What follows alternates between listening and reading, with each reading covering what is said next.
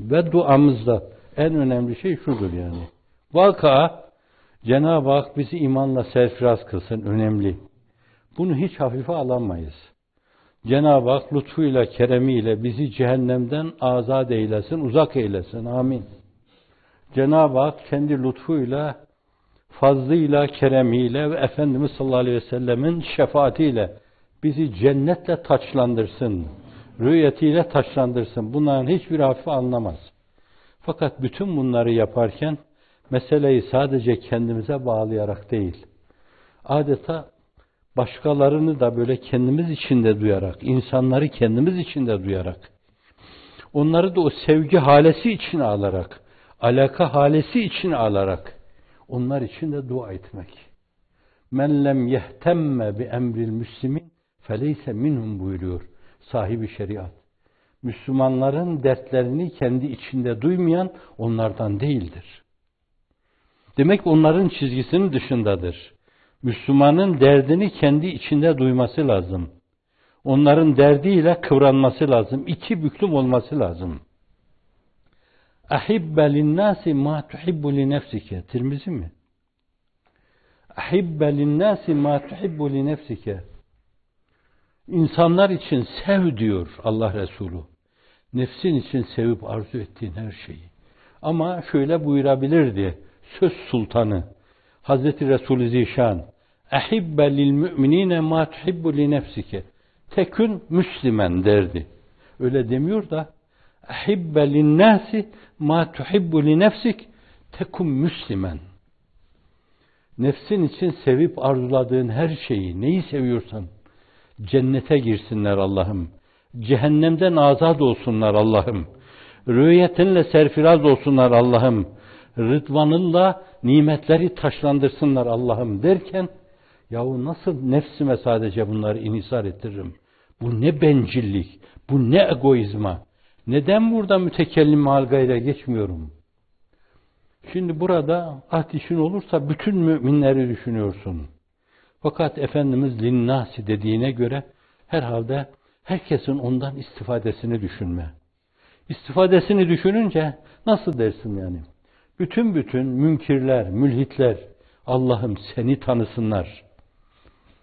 Onlar için böyle bir alaka. Allah'ım hidayet eyle. Allah'ım lütfunla serfiraz kıl. Allah'ım kendini tanıttır. Allah'ım Habibini tanıttır. Manasında olur yani. Ben böyle bir sevgi ortaya, böyle bir insani alaka ortaya korsun. Bu öyle bir alakadır ki günümüzde moda, lüks olarak ortaya atılan humanizm onun çok gerisinde kalır. Kendine dua edeceğin zaman sadece duayı kendine hasrettirmeyi bencillik sayıyorsun. Yırtıyorsun o daireyi, daha geniş dairede bütün insanlığı kucaklar mahiyette. 70 bilmem kaç millette irtibatım var benim, herkes için diyorsun. Bazıları falana filana mümin kadar alaka duyma. وَلَنْ تَرْضَ عَنْكَ الْيَهُودُ وَلَنْ نَصَارَ حَتَّى تَتَّبِعَ مِلَّتَهُمْ. Bunlar lafı güzel esasen. İnsanlığın iktidar tablosu kefere-ü fecere, müşrikler, mülhitler, putperestler iman etsinler diye ölüp ölüp diriliyordu. İşte size de onun böyle bir aksi olması lazım. Meseleyi mütekellim mal gayra sizinle beraber başkalarını da işin içine alacak şekilde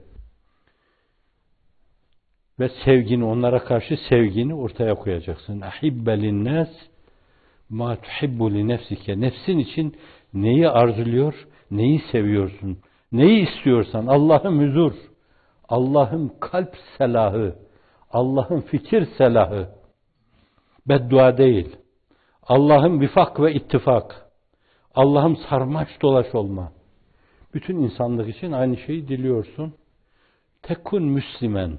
O zaman Müslüm olursun diyor. Müslümen de tenmin, tenkir için.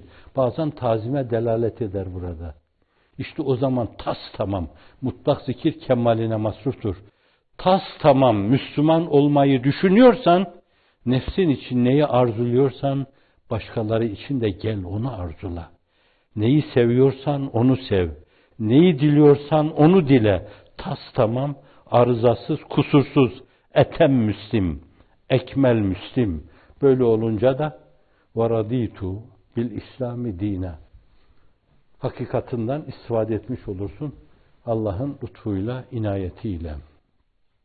Izdırar ruh haleti duaların kabulü için çok önemli bir şeydir. Bir kısım ehli tahkik emmen yucibul muzzarre izâ da'ahu, ızdırar halinde yapılan duaya icabet eden Allah'tan başka kimdir demek suretiyle onu Hazreti Vahid-i Ahad'ın mevcudiyetine başlı başına bir delil olarak serdederler.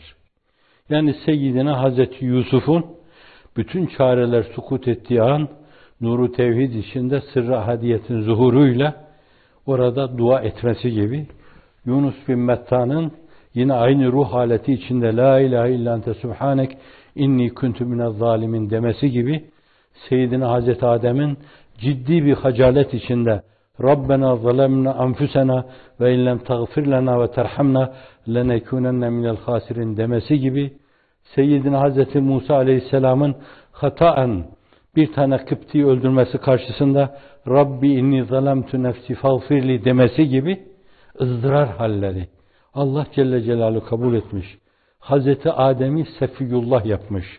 Hazreti Musa'yı Kelimullah yapmış. Hazreti Nuh'u çıkıp da kavmin içine döndükten sonra 100.000 ve daha aşkın insanla taçlandırmış.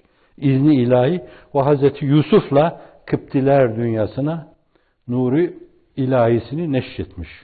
Evet, bu çok önemli. Izdırar hali duası. Bazen de ızdırap hali duası vardır, yani ızdırap içinde.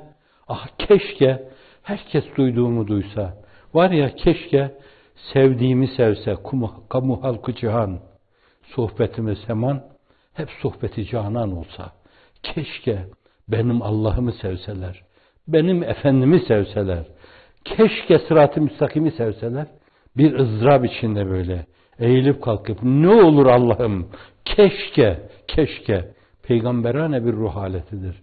Böyle bir ızdırap hali zannediyorum 10 saat üst üste böyle hiç şey yapmadan, ara vermeden dua etmektense böyle 5 dakika bir ızdırap hali içinde Cenab-ı Hakk'a teveccüh etme ondan daha kıymetlidir. Bu açıdan ızdırap çok önemli, duaların kabulüne bir vesiledir ızdırap. Onun için ızdırarın yanında ızdırabı da görmezlikten gelmemek lazım. O da çok önemlidir. İnşallah çevrenizde olup biten negatif şeyleri görme ızdırabıyla, insanlığın yanlış bir yolda sürüm sürüm olması karşısında ızdırarı, çaresizliği görmeniz, duymanız, hissetmeniz karşısında hem ızdırar diliyle hem ızdırap diliyle Cenab-ı Hakk'a teveccüh ederek mütekellim vahdeyi beni biz yaparak biz hepimiz Allah'ım gireceksek hep beraber girelim. Mülahazasına bağlı. Dualarınızı böyle umumileştirirsiniz inşallah.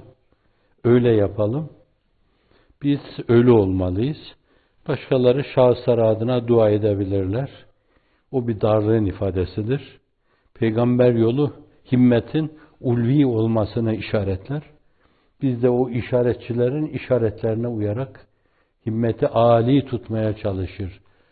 Dun himmet olmadan şeytandan kaçıyor gibi kaçarız. Himmet âli olması lazım.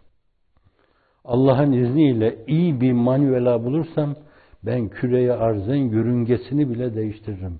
O kadar yüce bir himmetle sahip çıktığın işe sahip çıkacak ve koşacaksın. Sen hep böyle koşarsan bir gün o manivelayı da Allah sana lütfeder, verir.